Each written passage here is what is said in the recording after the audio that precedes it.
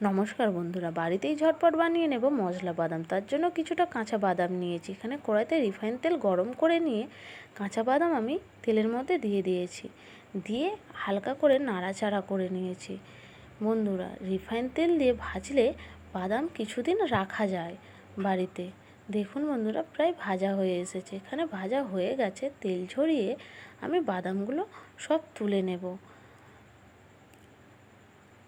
দেখুন বন্ধুরা, গরম অবস্থাতে দিয়ে দিয়েছি বিট নুন, স্বাদ মতো লঙ্কার গুঁড়ো আর দিয়েছি চাট মশলা, দিয়ে ভালো করে বাদামটা আমি মেখে নেব।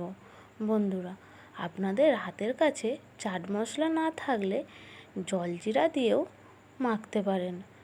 দেখুন বন্ধুরা, আমি দু রকম করেই বাদাম মেখে দেখালাম।